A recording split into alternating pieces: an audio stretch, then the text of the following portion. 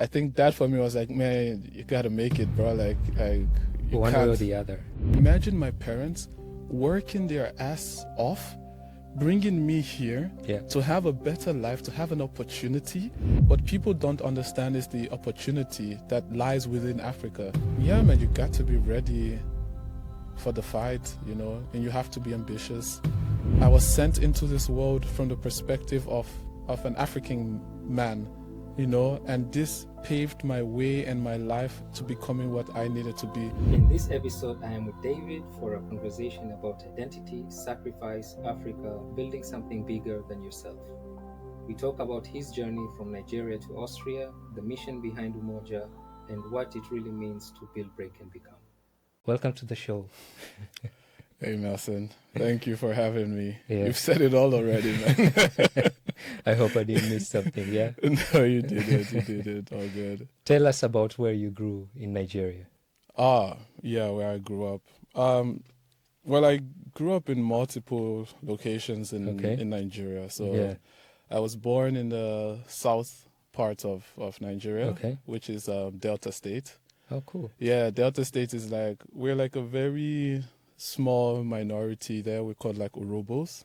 And it's where you have the oils, where it's called Niger Delta. Okay. So yeah, I grew up close to the water. I was a kid that was always running to the river. Okay. And then I go back home and my grandma be like, "Where were you?" And I'll be like, and I'll tell her nowhere. And then she will look at my skin all ashy. She'll be like, "Didn't I tell you not to go to the river?" I was that type of a place. Yeah. And then I moved then to Lagos, where then I went to high school and all of those things, and yes, I grew up in different parts in Nigeria. Yeah. Okay. Yeah. What kind of environment shaped you as a child? What kind of environment shaped me as a child? I think for me that's more of a family thing, because I feel like regardless of where I was, I didn't also grow up with my parents, my biological parents, because they were here in Austria. They moved here earlier when I was probably 5. Oh, okay. So, I grew up first with my grandma in Delta State, and, she took care of me, and you have families, everyone around you. Even when I went and stayed with another family, it was still still extended. So I think for me, I was always with family, I always had family around me, always been inspired by them.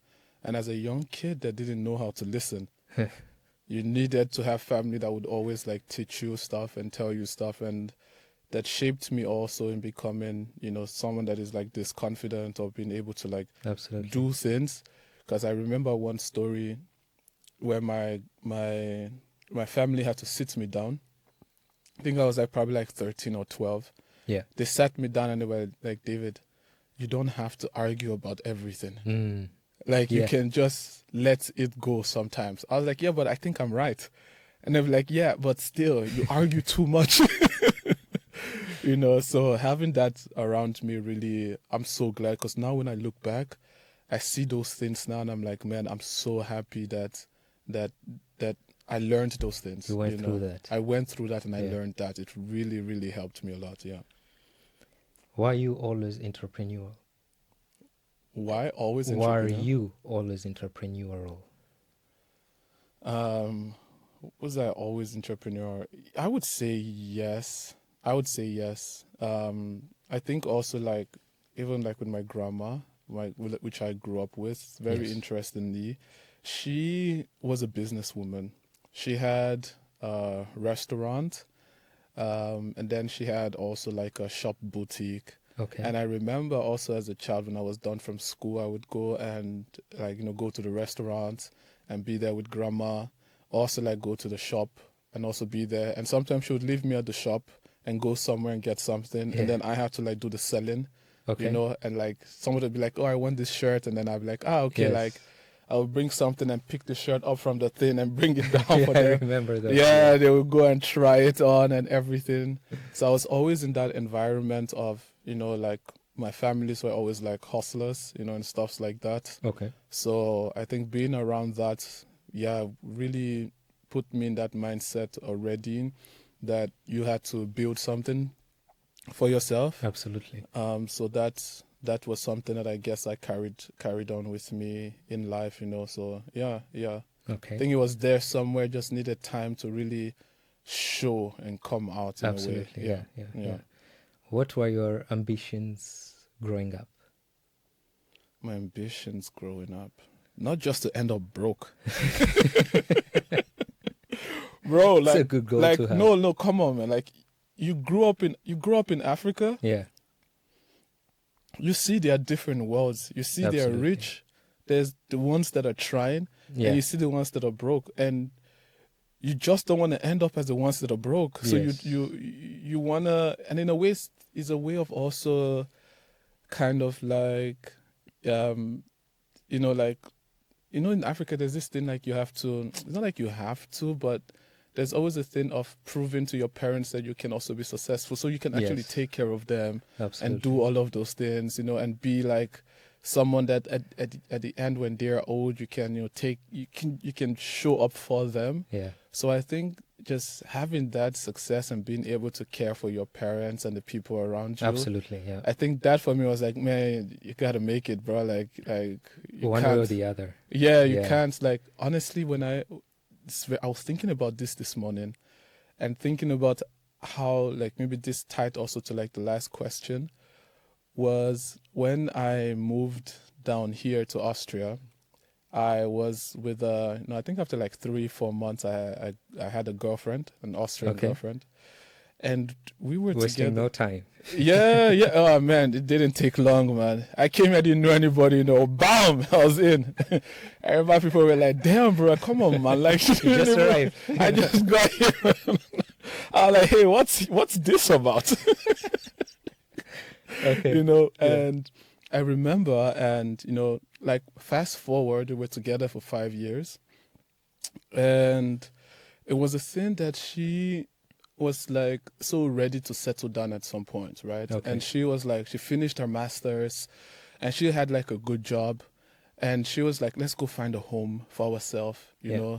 where we can be there and everything. And I'm like, I haven't done shit yet. Exactly. Sorry for the language. Like, Yeah. I haven't achieved anything yet. Yes. And she's like, yeah, she's ready for this, and I don't have to like do anything. I don't have to like do. Like, she'll take care of You us. don't have to do much. I don't have to do Yeah, much. yeah. And in my mind, I was like, man, I don't think she knows me. Yeah. And maybe I'm not expressing myself enough, but like, I've been blessed and privileged to come to a place where there's so much opportunity. Absolutely. And then imagine not being able to take that. Imagine my parents working their ass off, bringing me here Yeah. to have a better life, to have an opportunity. And then I'd be like, you know what? I'm just going to let it be. I have this white girl at home. Yeah. She's taking care of me. It's fine. No, I felt like that would have really been like failure, because then I did not Absolutely. really Reach your potential. reach my potential, and I did not really do something for myself, but Yes. just took something. So I think like that family, being able to like help them do this, was something that was like I had to do something and not just come and just be like, yeah, let me just do this little thing minimum. Yeah. It's like that's not why the opportunity was given to me. Okay. Fair enough. Yeah. Enough. Speaking of which, moving to Austria. Why Yeah. Austria? Man, I had no choice, bro. Yeah. Oh, the parents were already here. The parents were here. I didn't even know what Austria was. I mean, no offense to Austrian people out there that are probably watching this. I didn't know what Austria was. Yeah. Funny story, Mm. very funny. Yeah. I was at the airport, right, in Okay. Nigerian airport, when I was flying down here to Austria, and went through the whole process of getting the visa. How old were you then? I was 17. Okay. I was 17. And I was coming down to Austria, and I was at the airport.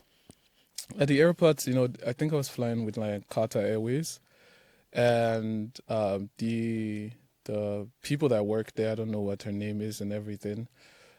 She got my passport and she looked at it, and she was like, okay, you're flying to this place, all right? And then she was looking at my passport, and then she was like, wait a second. And then she went to the back and she was talking to her colleagues. Yes. And I was just there waiting, my luggage, everything. I was like, okay, what's going on? She came back with her colleagues, 2 colleagues, and they Okay. were like, sorry, sir.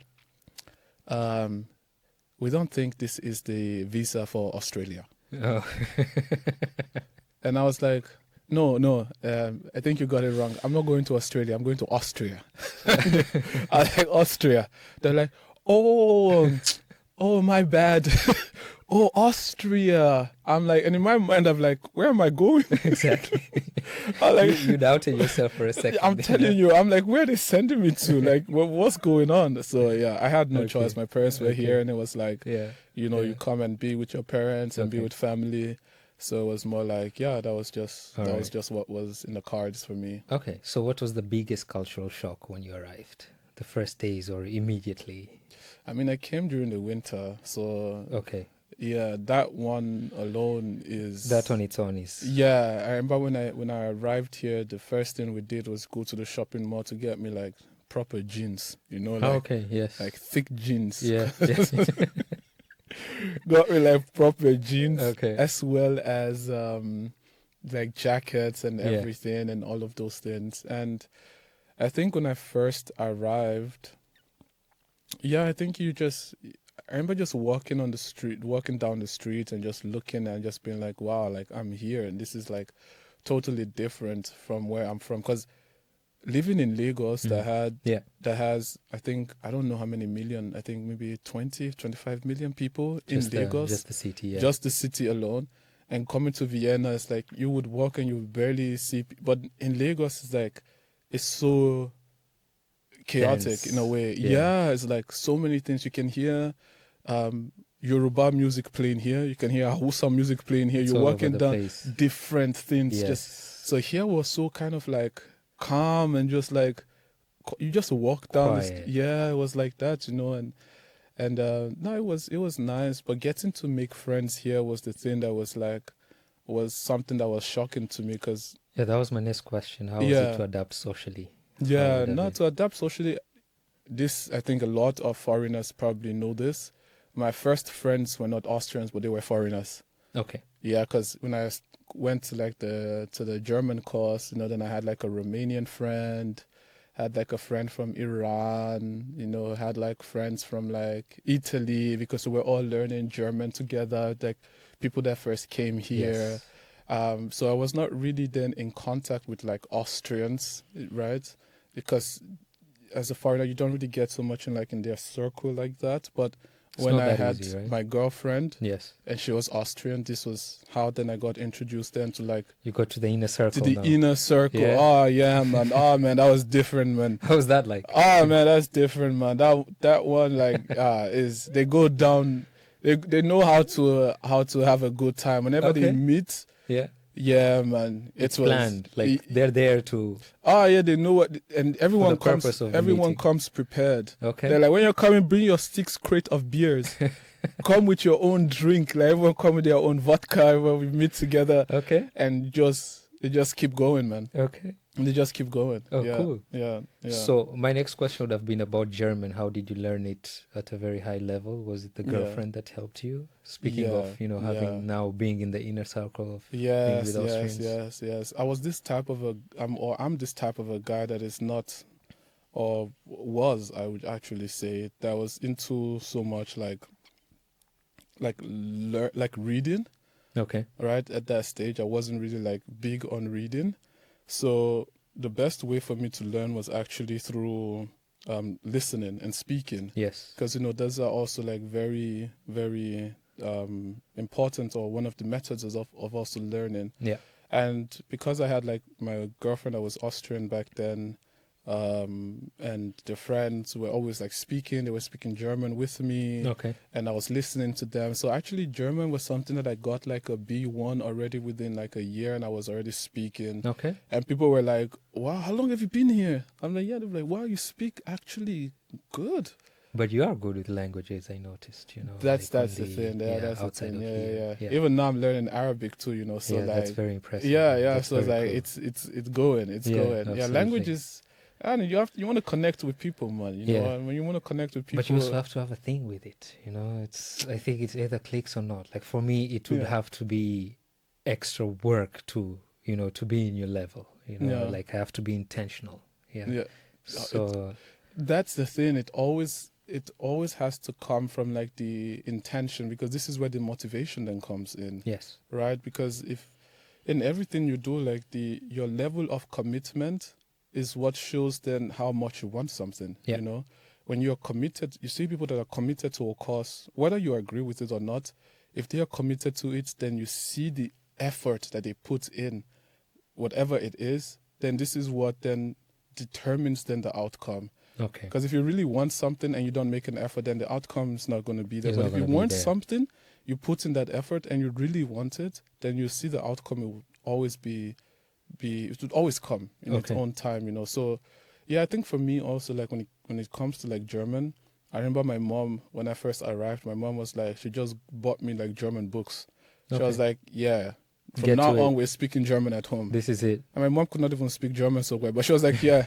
And she was teaching me German, and now she's always saying like, look at when you first came, your German was like this and that, and now you Yes. speak, you know, You're better there. German, yeah, You're than right. me and everything. Yeah. Yeah, so no, I had to from the get-go learn German because I wanted to study, you know. The aim was also to live here, to build my life here. So the language was like the first part of getting that, you know, started and everything. And studying here too, I studied also in German. So that all of that was just, the language was really, then I had to focus on it, and I didn't do anything the first 2 years, just learn German. So that was it. Yeah. Cool. Yeah. Speaking of your studies, how has that been something? What did you learn the most that you carry until today as an international student? Studies, man. I mean, I think when it comes to studies, to be honest, yeah, I think I already knew what I wanted, you know. So for me, the studies was not something that I was putting so much of my efforts into. Yes. I was already like studying and working, right? So I was already working in supply chain, started as an intern. In like this in Doka, which was like it's a it's an international company already making like multi-billion, very strong internationally. And I already started working there. So for me, it was like my university degrees just then like something that would just open the door for me to just keep growing, you know. So for me, it was like the work and the experience was more important, but I knew like the studies and the degree would always just elevate then what I'm doing, because you need to kind of like show like, you know, like, hey, I can be there, you know, I can get there. So that kind of like opened then the door for me to always keep going, not just stay like an intern, but grow to like an expert, a manager, senior level. So if you had the degree, you had the foundation that no questions are being asked, you just keep flying. So that was where for me was like I was finishing for my studies, but like then I'm going back to work, you know, like working beside and just doing things. So for me, the studies was just like, let me just get this done with. That's why I stopped at the bachelor. I could have also like continued, but I already knew what I wanted. You know, I was like, you already had your you had your blueprint. Exactly. I was like, this is supply chain. This is what I'm doing, and I'll keep improving in that. So yeah. Personally, I didn't put much emphasis on grades when I was studying. Yeah. You know, I really, you know, I was like, people will care more of the degree than the grades. Yeah. Exactly. So I was always telling my fellow students who thought I was really giving bad advice. You know? So speaking of, so you did your internship as you're studying. Yeah. Then you got into supply chain. Did you know why you got into supply chain, or was it like? Yeah, that's a good question. There's also a story into this as well. Okay. Oh man, it's actually quite interesting, because it's like, for me, like this whole journey, it's so surreal, like looking back at it now, but everything happened for a reason. Absolutely. That's the beauty of life. Is like in that moment, I remember in that moment when I started then studying. At first, I was studying electrical engineering. That was like my field, and that was and the story also was, you know, my mom when I came, she was like, you have to study something, and Yes. engineering, we have connection That's in it. BMV, Yeah. so if you go through this route of studying engineering, like Yeah. you'll get there. you will be good, you will strong. Yeah. And I was like, and finishing high school in Nigeria, I didn't also know like what exactly I wanted to do, Yeah. and I was like, there's so many things you could do, and I still was able to pinpoint this. So I started like the electrical engineering when I just finished learning my German, and I was looking for like an internship or like a small job to do, on the side. On the side. Exactly. And then I had an interview by Pick and Kloppenburg. It's like a fashion retail store in Vienna. And I actually applied for like a Saturday helper, in selling, just putting the things clean, Yes. nice, and all of those things. And I went in for the interview, and I remember the manager there. She was like, "Okay, you want to work in this, but you're German, you're still new here, you don't have experience in sales, in selling this product or being able to interact with customers because they're like explaining these things." And she was like, "You're young, you're studying, you good with computers?" I was like, yeah, I'm good with computers. Like, yeah, and you're young and strong. We have like this logistics department, Okay. right, where we kind of like, receive the product, then we take the product and then we put them like in the warehouse and arrange them and put it in the system. Yes. Me, I just want to work. I was like, yes, I'll do it. I was like, yes, please. And and she was like, all right, then let's get that started. And so I started working there. Cool. Yeah, I started working there. That was like my first like job in Austria, my first real job in Austria, because my first ever job, I got fired after 1 month because it was in service. So I had to like carry like things, go and do service. Man. And I was so slow. Yeah. They're like, run. And I was like, I just couldn't do it. Everything's going to fall. Yeah, exactly. I was like, how do you expect me to run holding ketchup and mayo in my hand? Like, what kind of what are you thinking? And then they fired me anyways. And so in this... Best thing, right? Yeah, exactly. And in this job now at Pick and Kloppenburg, that's when I started experiencing like supply chain. Okay. That's when I got into supply chain. And I remember going then to like my classes for electrical engineering. And I was sitting there, I was always wearing like the clothes from Pick and Kloppenburg, dressed up nice. All my colleagues there, like, we're going to the lab, we're going to like do some like things like that, and everyone wearing sweatpants, and I was coming in like dripping. Yes. I was coming in dressing nice, and I just felt like I didn't belong there. Okay. I felt I didn't belong there. It was so difficult for me to like just kind of comprehend that and all of those things, and I would just put so much time, and the commitment wasn't there. Yes. And I went to Pick and Kloppenburg, and I went to my manager.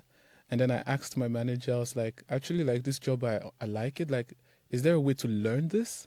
Is there a way that I can study this? And she was like, yeah, if you study business and study like supply chain, you can actually work in this field and grow in this. That was actually when then I was like, you know what? I would like to study this field. That was a cool manager. Yeah, she was. Yeah. I was like young, like 19 or so, and just working in this now, and it felt so easy because it's like you get the product, you scan them, you go to the system, you put it in the system, and then you just manage it there. And I felt more connected. It was more at ease. Yes. I was more at ease, it was more easy, it was more flowing. Absolutely. I could comprehend it. That's also the thing. I could comprehend it. Yeah. And then that's when I was like, I'll stop then my studies, and then I will switch then to business and be able to do this. So that's actually when then my logistics journey started. Okay. Yeah. So when you joined, so I know you worked in really cool international firms. Yeah. What did they teach you about international businesses, how they operate globally?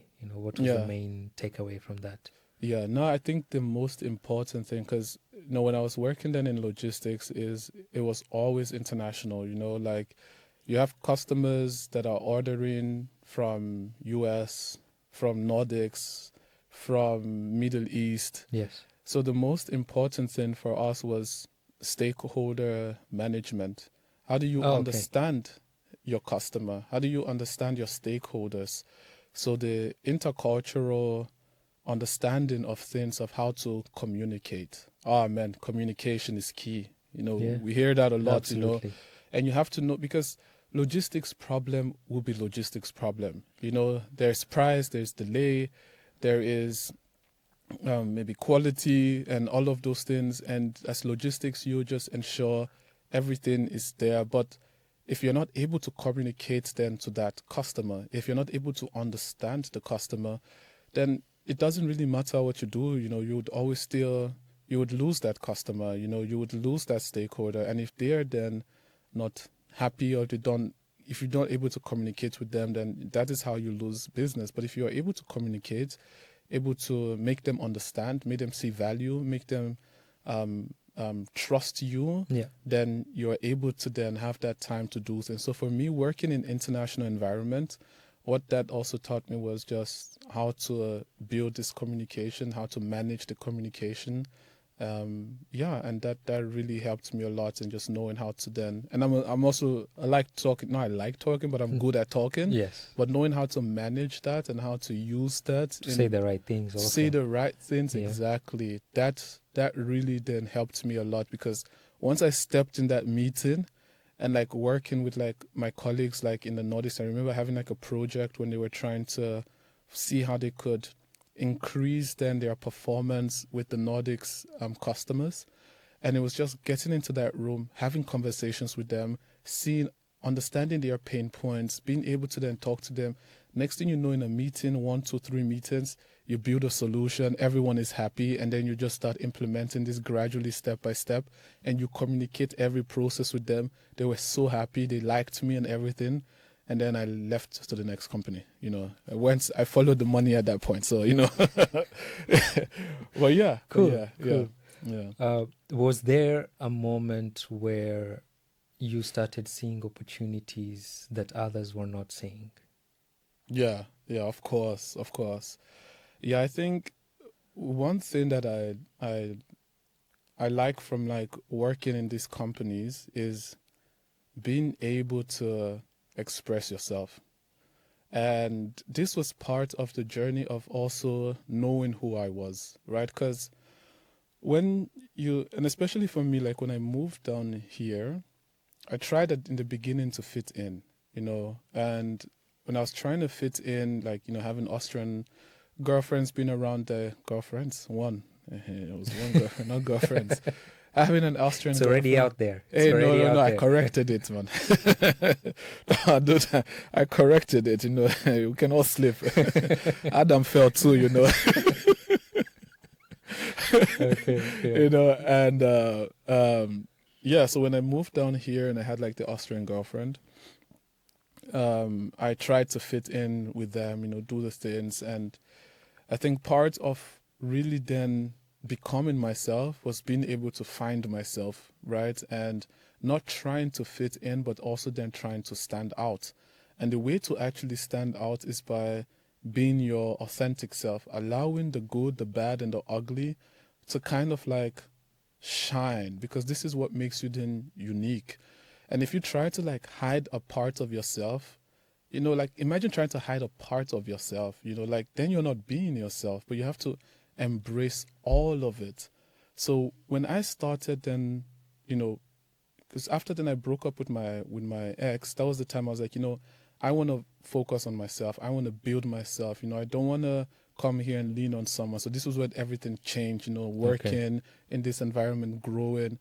And what I enjoyed also was being able to express myself. So there was not like another David there. There was no another person like me. And my strengths and weaknesses, I was able to apply them in doing the things that I was doing. So like talking, I remember when a colleague joined me in the logistics before I left the company I was working at. He was like, man, David, I enjoy having you here because you know how to communicate with the stakeholders. You know how to be in that conversation with them. Like I can get the analytical stuff and do all of these things from my profession, because he was like on a senior level. So he knew like the work, but it's like, man, but being able to talk to these people, being able to communicate and be in that moment, that was something that he was like, man, like you're so good at it, and you know how to like just communicate and talk and all of those things. So I feel like I was able to growing to knowing myself, the job I was doing or the environment I was allowing me to be myself and to express myself. So once you do that, you're eventually becoming your own person, and you just don't follow like a robotic experience that you always have to do it this way. You're free to express yourself. So yeah, that really then, helped me a lot in growing and becoming who I needed to be. Cool. So we are going to switch it up a bit. Yeah. There was a time, I'm sure every entrepreneur has this moment where like, okay, what am I doing to grow? Yeah. Yeah. Where is the next direction I'm going to head to? Yeah. So was there a specific point where you were like, okay, I am going to leave my comfort zone now? Yeah. Yeah. My comfort zone being the corporate life. Yeah, exactly. I feel like there's no like specific time for this, you feel it. Yeah. You feel it, and you know when it's the right time, because I know, I had the idea of Umoja already, like maybe like 3 years before, or 4 years before, something before I made the decision. But I felt like, I wasn't ready for that, and I didn't also know where to just get started. And I was like, I'm still studying, I'm still working, I still need my money, I still need all of these things. So it wasn't just the right time. And then the more I started, especially then once like everything started falling into place, being able to make that switch was not easy. But I feel like the key in actually doing that was then already falling in love with the problem. Okay. Like, because I already started analyzing that problem like time to time, and it just started like, imagine like sleeping at night and waking up like, man, like I need to do something for this. So I started becoming like reckless, and I had to like start something, because it was like the feeling was not leaving me. Because it's actually like, it could also be like a negative thing as well, because you have such a good corporate life. My plan was like, yeah, next year go for promotion, 6 figures, start blowing it up, start going, travel to this place, work in this place. So you had like a roadmap also for your corporate life.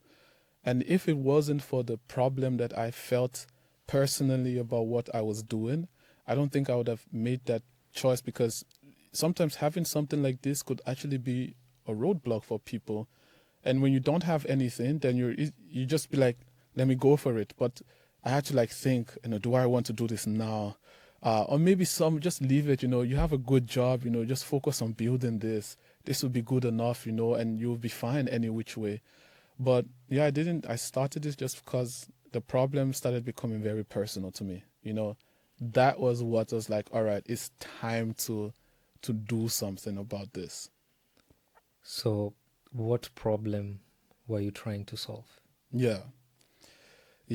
I think the problem, is about opportunity. It's about how people can be seen, how we can create access in this world, and how human beings can understand each other more, right? So for us was looking at our people, like Africans themselves, right? And understand how you have like the Asian market, you have the American market, but like the African market was not known, or people did not understand the African market on a global scale. So for me, this was like a very personal experience, because being an African and how people actually understood me, and you see how people talk about Africa, you just knew that they don't have a very the full picture of Africa. There was a gap. There's a gap there between Africa and the rest of the world, and how people understand our opportunity. So for me was, how do we create this opportunity, right? How do we create then the access? How do we allow people to connect to Africa and bridge that gap? So for me was there is a hole, and how do we fill this hole, and how do we bring people together? And we started this by looking at the African market and looking at how we help businesses in Africa to actually grow, to show their potential, to connect with the world, because the African market was something that was people didn't really pay so much attention to. People didn't really understand. So for us, is we need to create that bridge so that people can actually get to feel this. So it's a very, very personal thing for me. And why is moving African products difficult globally than it should be? Yeah. There are a lot of obstacles there.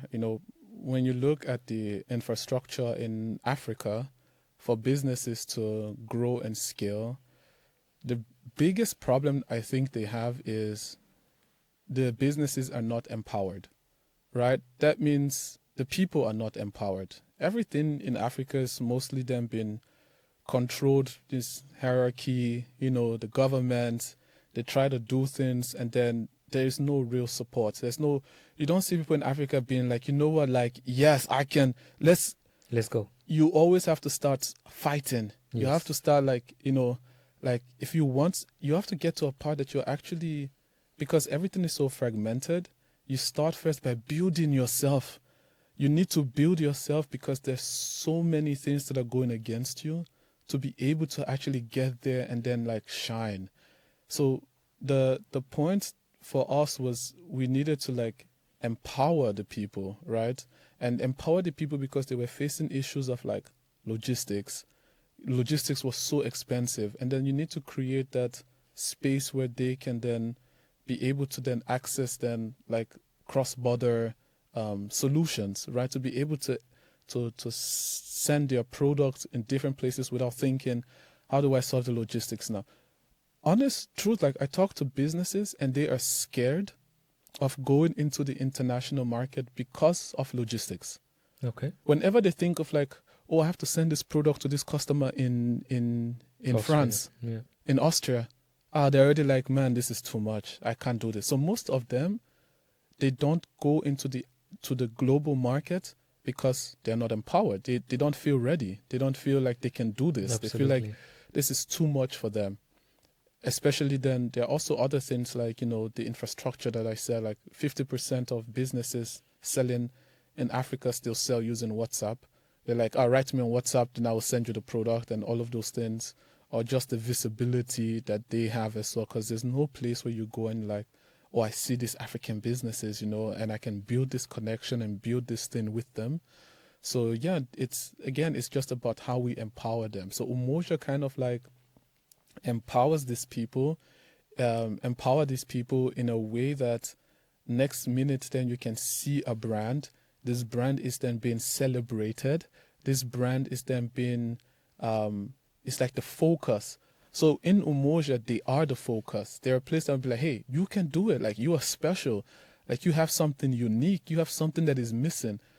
So this is how we're empowering them by giving them what they need, the infrastructure, the tools that allow them to then actually then go on the global stage and be like, hey, like, we are here and we can do this too. So actually the biggest thing in Umoja and when we are working with businesses is seeing how our solution empowers them. And that's the biggest thing, because now they can actually go and sell, they can go and connect with customers. Imagine a vendor that's been selling locally.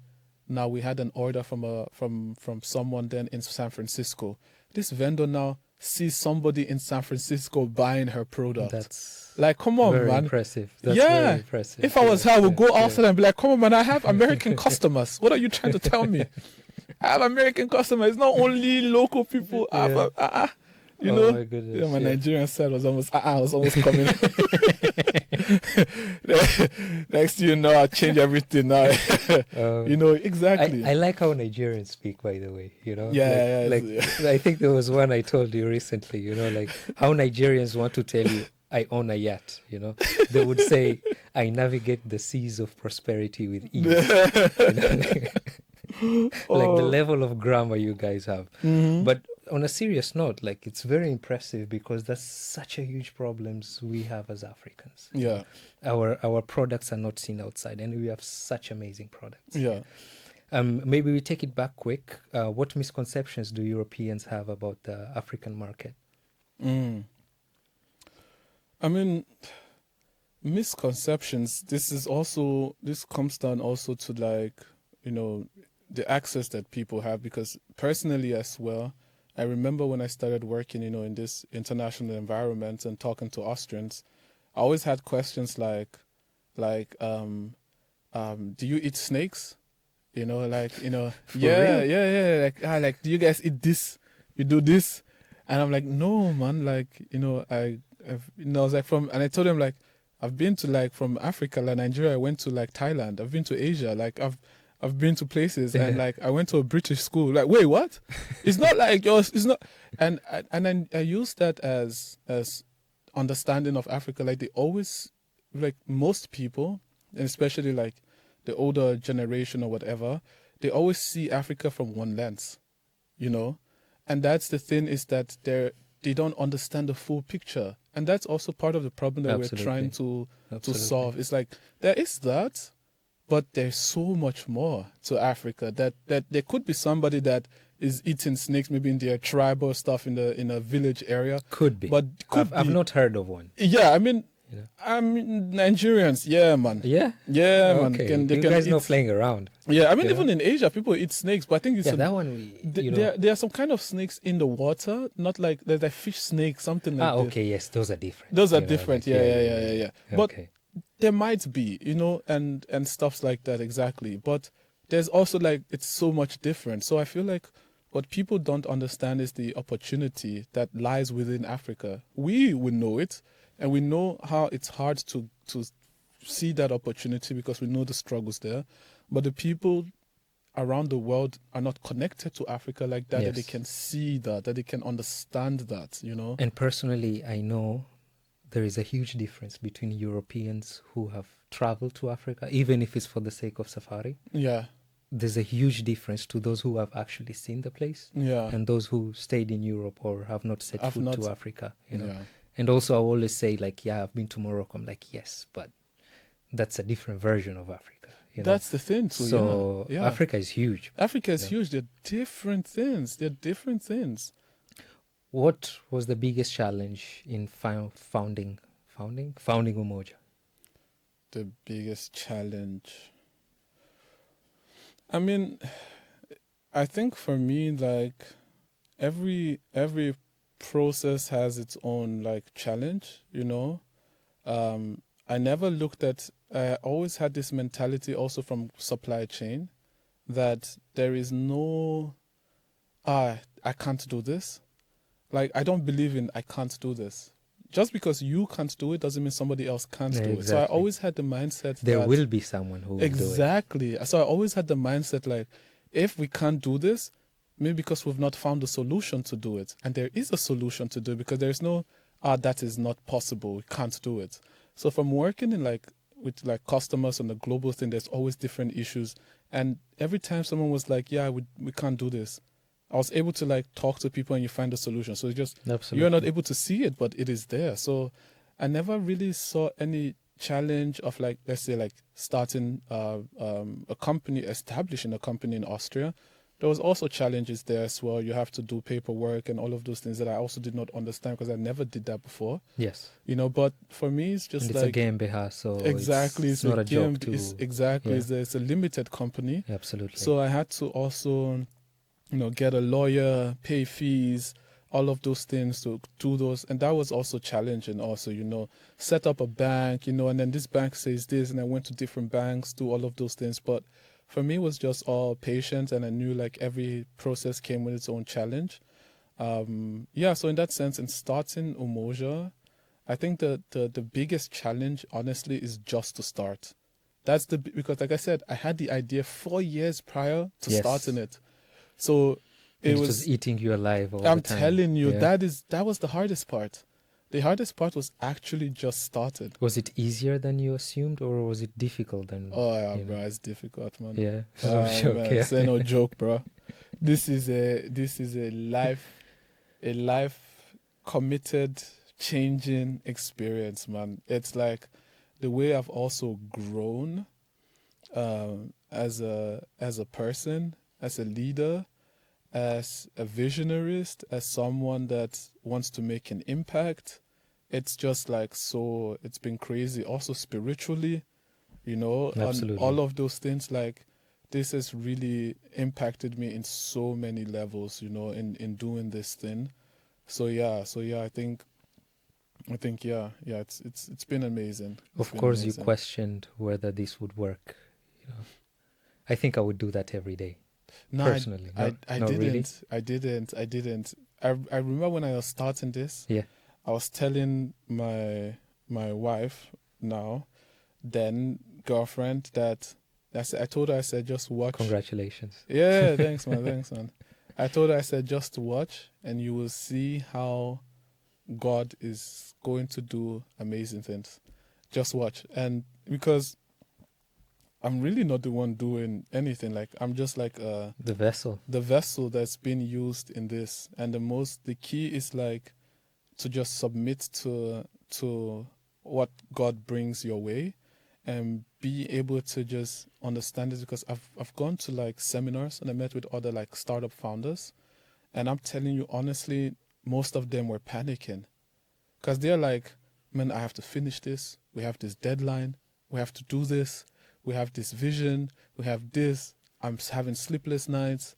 I'm having these issues. And then when I was telling them my perspective, they were like, how do you do that? How do you keep it together? Yeah, it's like, wait, you're not like, nah, man, like you're not serious. And and everything. But then when I explained to them how, it's like, you have to believe in yourself. You have to trust the process.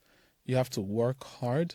But there's so many things that are in your control and so many things that are not. If you can control what is in your control and just submit to the rest, then everything will eventually also come. So in a way, I just knew like when something did not happen the way that I wanted to, was always because there was something else that was better. And 100% of time, it was always like that. Like you understood also like the investor that wanted to invest also in us. Yes. And they were going to put 500K for 25% of the company. And also learning from that quick money is not the best money, and being able to then also reject that at the end. And now that was a thing that would value our company at 1.8 million. And now we're looking at a valuation of over 10 million. Wow. Like that's already understanding as well, like not accepting that, even though it was like 500K, brother, like, yes, damn, yes. like, man, give us the money, And now seeing that quick money is not always the best money, and being able to like, for me, it's very, you learn a lot. And like you said, things happen for a reason. It does. Right? It does. So this is one of those. Exactly. What sacrifices have you made that people don't see? With Umoja, of course. Yeah. Oh, man.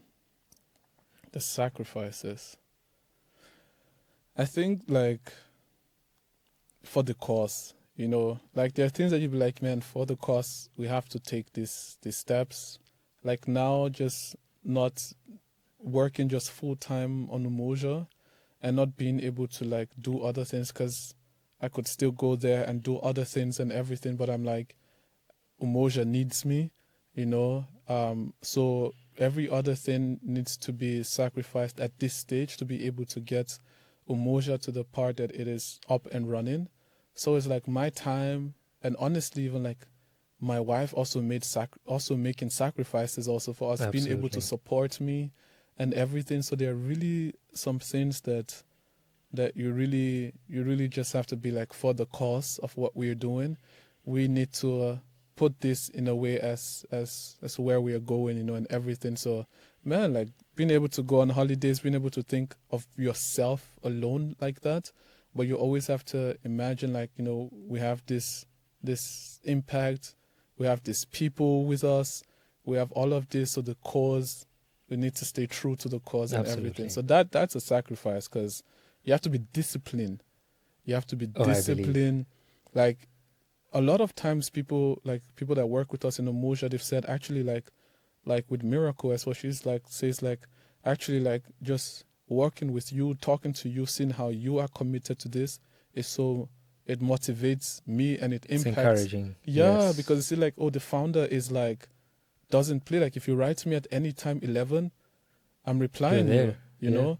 I mean, when there are sometimes I put like, of course, yeah, you put have like to. Exactly. You have to clock out. Yeah, at some point, exactly. Right? Yeah. But like I'm there, fixing everything, in any sense. So yeah, man, that needs sacrifice for sure. Okay. Yeah. By the way, I very much like the word Umoja, because in Yeah. Swahili, which is my mother tongue, it means Yes. unity, right? Yeah, it means So unity. it's so cool that you came up with that name, even though you're not, Yeah. a Swahili speaking. So that's Yeah. super cool. Yeah. Do you Yeah. feel more Nigerian, Austrian, or just a global citizen, as some would say, at this Yeah. point? Yeah, I actually don't feel like I belong here in this world. I feel like I'm a traveler Okay. in a way. I feel like I'm here for a short time, and I'm here to just use the tools, the resources that I've been blessed with, and use it to do something, right? To make an impact, and then at some point, it's has an end. So I really don't. When I started looking, and if you think about it, like the way I see it is, it makes so much sense why I was born in Nigeria, why I'm African, why I'm black, and you see how all of this path led me now in building something like Umoja, which is also about Africa. So Yes. if I was an Asian kid, I wouldn't be thinking about building something for Africa right now. I'd probably be somewhere in Indonesia or something, just chilling or whatever. But I was sent into this world from the perspective of an African man, and this paved my way and my life to becoming what I needed to be. So having that understanding and just knowing like I could have come into this world from any angle, but this angle was what was chosen, and this angle is what I am building everything from. It just gives me like there's a bigger part to it. So for me, it's about seeing everything as an opportunity, as a gift, as a blessing, and being able to Nice. just use that as much as I can. And then at some point, I'm not thinking of like, oh, how am I going to be here for a long time, enjoy all of those things, because you get stuck in that sense, because Yes. that's not what it's about. And this is why African leaders are so greedy. They're thinking about their pockets, thinking about themselves, but you're not seeing that you are given this opportunity to have an impact, have a legacy, and being able to leave something where Empower other people yeah. exactly can come after you. Like one of the greatest things that we have as well for us humans is the legacy that you're leaving. Like when you die, how people would the things that you have built and how people can access those things and keep on using that. Like that's so much rewarding because you won't be here for that long. So like Absolutely. yeah, the impact and the legacy is important, and you have to be aware of that. Yeah. So I don't know if I answered your question absolutely, with absolutely. who I am and everything. I had follow-up questions, but you got to them before I did. So all that's right, super man. cool. That's why I'm here, man. That's why I'm here, man. Oh God. I was already understanding. That's it. You already knew where it's going. I got you. I got you. African telepathy, man. Yeah. Cool. So often a person who starts a journey doesn't finish it in the same way. Yeah. How has entrepreneurship changed you as David? Yeah, I don't know if you can tell, but this for me is very spiritual. That's like I said, it just puts everything into perspective. Like how I was born and the journey I went through. I feel like everything, every experience, everything just kind of like shaped me in becoming who I am. So there's this deeper understanding of, and I don't know, but I feel like for entrepreneurs or for founders, you always have this deeper understanding of like, all right, you've been put in this position to do this thing, right? It can be done by anybody, but then you've been given this tool to, like I said, like for me being born in Africa, then coming here, then experiencing what I'm experiencing, and thinking about Africa and learning about logistics, because part of like working in these companies, I was already managing like 100 million in spend for logistic company. I remember when I was doing it, I was like, damn, this is crazy. Right. Had like my first like COVID time, we had like negotiations, and I had to negotiate with companies from US, this, that,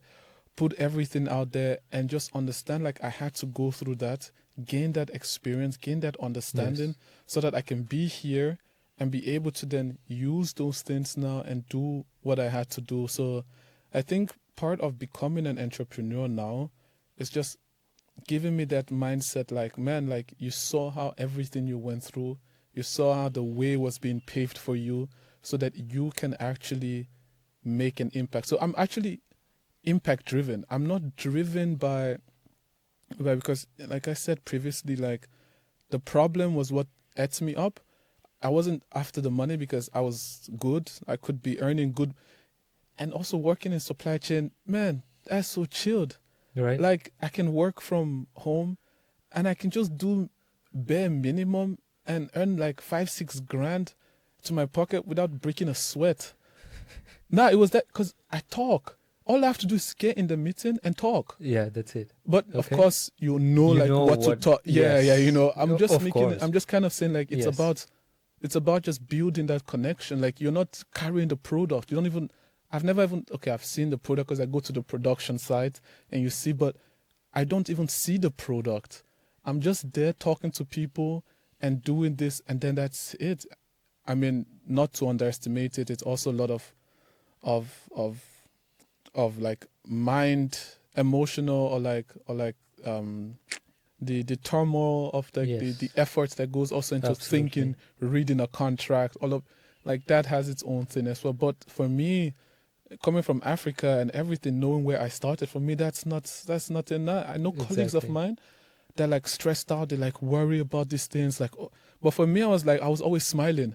You know, everyone always knew me as like, this guy's always smiling. Like, why are you so like I'm like, man, come on, man. In It's that Africa, chill man, mentality. people are like in Yeah. the sun carrying something to Exactly. sell food, and I'm privileged enough to be here, sit here, and just talk and get paid. Like, come on, man. That's about it. I think it's man. also like when you know where you're from, because Yeah. a lot of the people that I was working with, maybe that's what like they know, but if The you foundation go, is yeah, different. it's different. So, So I've we have to be seen fair on that. Yeah. I've seen people that are struggling, you know. Yes. So to be in a position like that for me was like, man, Because for them, this is the real world, and we've already seen our version of the real world. You know? So Exactly. it's yeah. yeah, So I was going to ask about spirituality, about leadership. Again, you covered them all. yeah. So what is it that you value today than in 10 years ago? What do I value today than in 10 years ago? When was 10 years ago? Ooh, 2016? Yeah. Man, 2016, Man, I you were was wild out in there, bro. 2016. Yeah, bro. Oh my God, forget me, bro. 2016, bro. Bro, come on, don't take me that back, man. That's like that was a different world for me, you know. But Okay. but now I don't know. I feel like everything I do now just has an impact. You know, everything that I do it for a reason. Back then, I think I didn't question things. I didn't think so much about. I just do it. But Yes. now everything that I do, the Intentional. people that I meet, yeah, the type of conversations I have, it's They're very different. intentional now. Yes. It's like I know who I am. So when I'm speaking, I represent that, you know. But before, like, I could make a joke with you about this and say something else about, and just wild, you know. Yeah. Just going different angle. If Absolutely. you like it, Yeah. if you like, I give it to you how you want it. But now, I'm very like, you know, this is it. Like, if you know me now and you see how people talk, also, it's like, you know, like, oh yeah, this is David, because it's like, this is who I am, and I just embody that now, you know. So yeah, I think it's just being authentic, being intentional. I think this is something I learned along the way in doing. Yeah. Oh, cool. Now we're going to speak about your vision, especially about Umoja. Yeah. Where do you see it in 5 to 10 years from today? Man, we've taken over the world, baby. Yeah. I very much hope so. Yeah. I very much hope so. Yeah, Yeah. it's and also like just saying it like that too is like it seems like funny and stuff, but that's the vision. That's the vision is to bridge that gap. The vision is for Umoja to be the bridge that connects different worlds. For Umoja is putting the African market, you know, businesses Out there. on a global stage that Absolutely. that people now, like people around us here, could also like just be on their phone and start knowing businesses from Africa, knowing African Yes. brands, Yes. and not like, because a lot of times it's like you might see this product you want to buy, but you don't know anything about it. Yes. But with Umoja, you will know, you know, because we give you the access, you know, we create that opportunity So for us, is Umoja is going to be that global platform, that infrastructure for the African market, right? So that when anyone thinks about Africa, they can associate and will associate Umoja then to that. So we have a very global ambition of really connecting the world. So it's a very global thing already from the get-go, you know. So yeah. So how do you see Africa evolving in global trade? Yeah.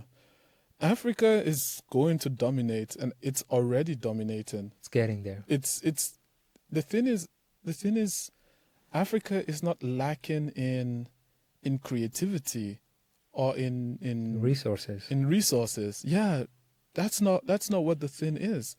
Is opening that door is the access.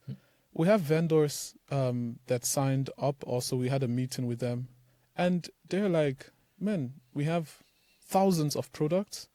We're already selling in Africa. People know us here. We just need distribution globally. Okay. We just need that, because right now what we do is we have a pop-up store in the UK. So we send the products to UK, and then from there in that physical store, they sell our products. So they're already like doing something, but it's like the e-commerce world, the digital commerce world, and being able to control that globally. There's something that we would need that partnership in doing that. And they're like, we have hundreds of products to upload. Okay. They're ready. That's Like super like cool. we have like over like I think almost 50 businesses now on Umoja, and already have like 50,000 products in inventory. That's like a minimum of each vendor having up to 1,000 items inventory. Like there's demand there. Wow. They are creating. They are actually creating. They need to distribute it. That's it. Yeah, so that's the thing, is like the African market is now mature. Like people are creating things. Like even think our music has been there. Yes. Our movies have been there, but it was always about distribution. The music now, Okay. when people started distributing music with like a Spotify, Apple Music, now all of a sudden they're like, oh, African music. Now It's it's been there. Afrobeats everywhere, man. It's been there. Yeah. It's Yeah. always been like access. It's been how we open that place, and then you will see like, Okay. yeah, when I look at the brands, bro, like we have products and businesses that have unique things, but people don't know them. People don't see them. Once people start seeing them, you will see that, oh, they'll be like, man, we've been doing this. It's a game changer. It's game changer. Okay. So it's not like okay. now the businesses in Africa be like, oh, we need to start doing. We need to start No. It's already there. It's already already there. there. It's already there. Like one of the statistics as well is like Africa has now one of the largest, I think after maybe like India mixed with like some Asian countries, Africa now is like the youngest growing entrepreneurship and businesses in the whole world. Businesses are opening. African commerce is growing. African export is growing. Wow. So it's like Umoja came at the right time because everything was already set. Yeah. What African industries are currently being massively underestimated?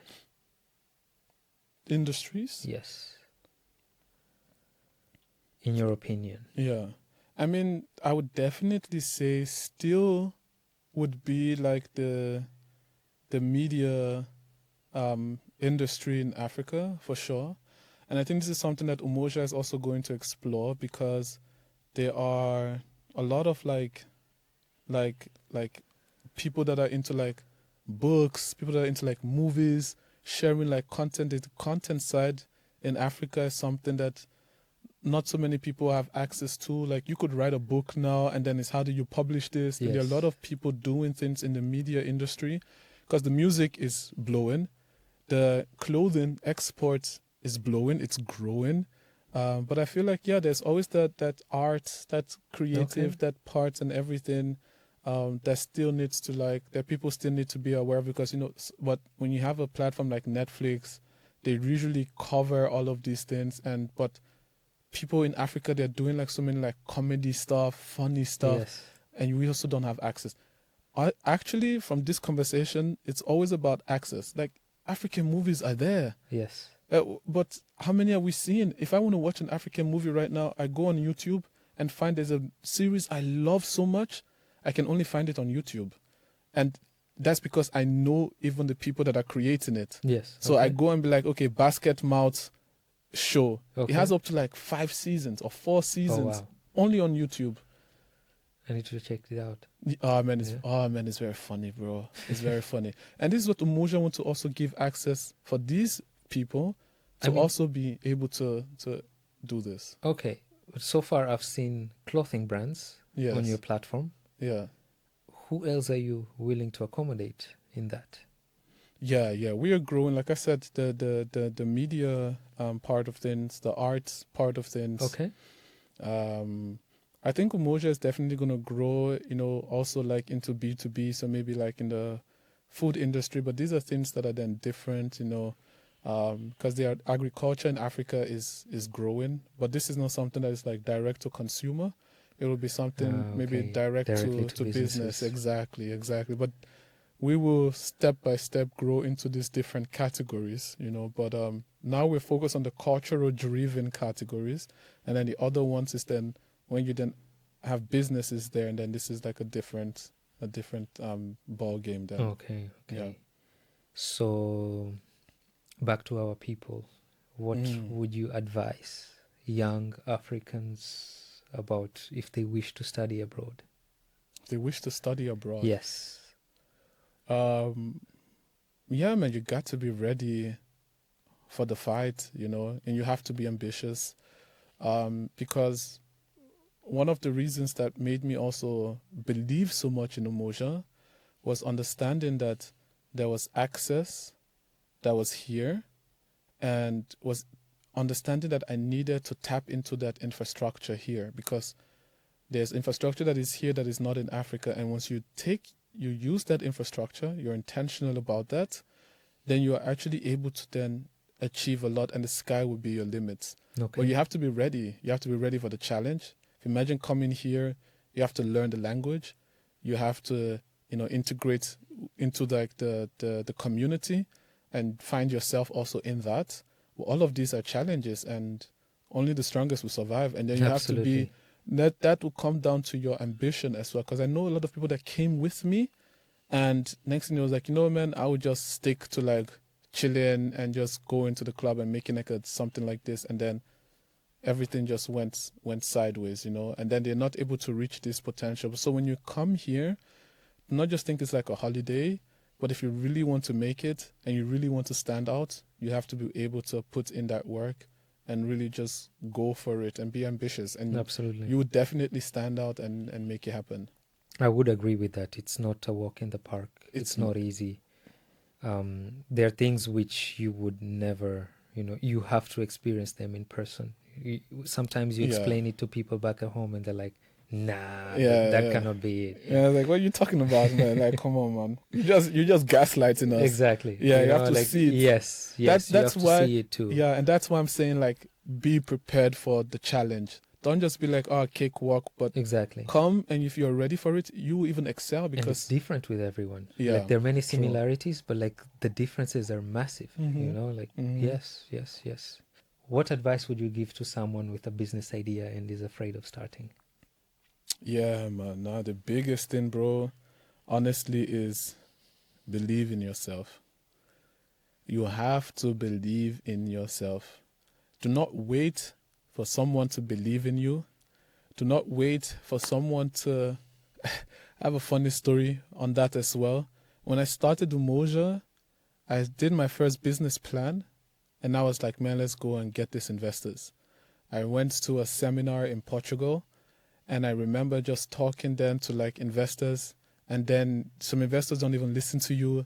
Some investors don't even want to have a conversation with you, and they are valid because like we were too early. We've not even polished our positioning and our things.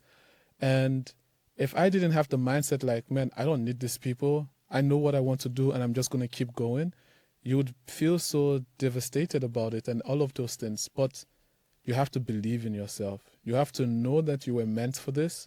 You have to know like you can achieve this, and it is yours for the taking.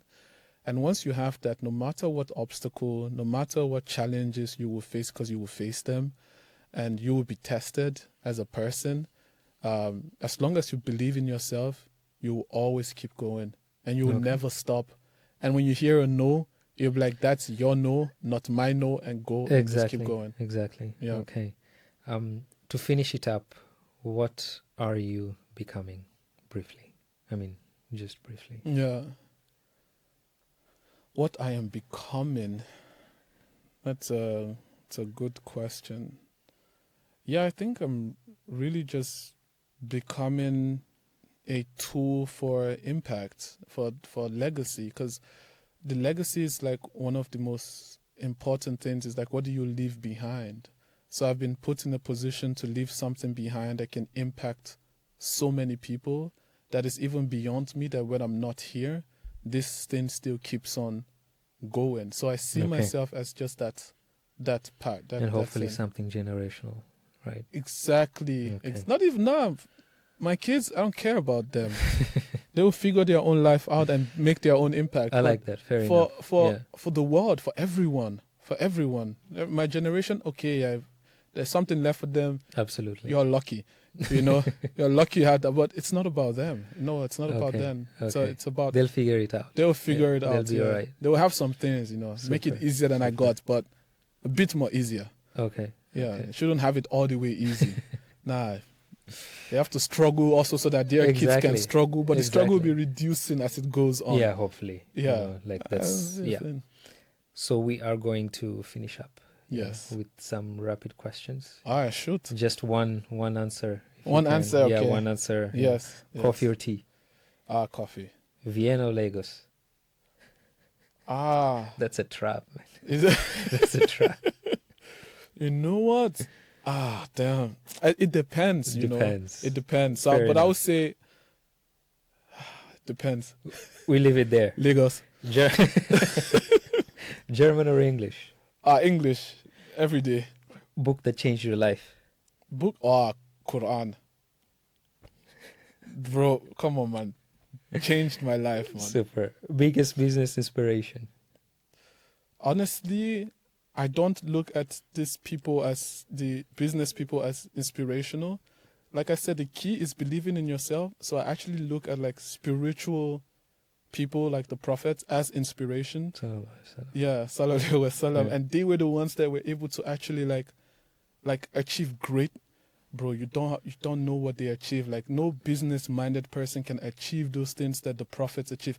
Imagine Moses leading people, crossing sea open, and leading thousands of people from Egypt. What business leader can do that? Absolutely. Bro, no, honestly. No, I'm with you. Bro. I'm with you. No, don't get me started. Early bird or night owl? Early bird, I wake up at 4, man, or 3. 3. Best investment you've ever made? On myself. Worst investment you've ever made? Worst investment? I don't know, not banking on myself or just doing random shit with my 2016. Money. Let's call it 2016. Yeah. One skill every entrepreneur should learn? One skill. Just know that you don't know anything. Yeah, just know you don't know anything. What's overrated? What's overrated? What's overrated? What's overrated? And everything, man. What's underrated? What's underrated? Yourself. We underrate ourselves a lot. Yeah, we're so much more. I like that. Yeah. A company you admire? The company I admire.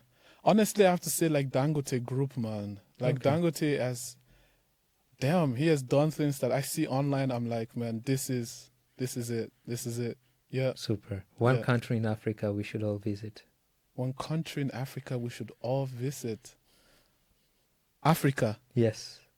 Africa. Yes. Oh, Africa. People think Africa is a country, right? So no, all of it, bro. Like Africa, I feel like Africa has so much unique things. That's true. Bro. The north is different. Yes. The west is different. The south is different. The east is different. And if you can experience that, do that. One place I would like to visit is Senegal. So just for that, I want to visit Senegal or Tanzania as well. Tanzania. Yeah, those places. Kenya as well is good. Kenya is Yeah. also good. Be a bit biased here, but I take it. One habit you're trying to improve? Habit I'm trying to improve. I would say like my food. You being an entrepreneur, food, time, yourself. The food part, I'm really working on Getting that. to. Yeah, Okay. yeah. So David, it's been a pleasure. Amen. Thank you very much. Amen. You did it. I will leave your website, all the details linked in on the description, Yes. and people could check you out. Yes, please do. And thank you. And we will invite you again, hopefully in some months. Yeah. And to catch up on the progresses that you've made. Yes. Yes. Thank you very much. Thank you for Till having next me, time. man. Thank Yeah, you. man.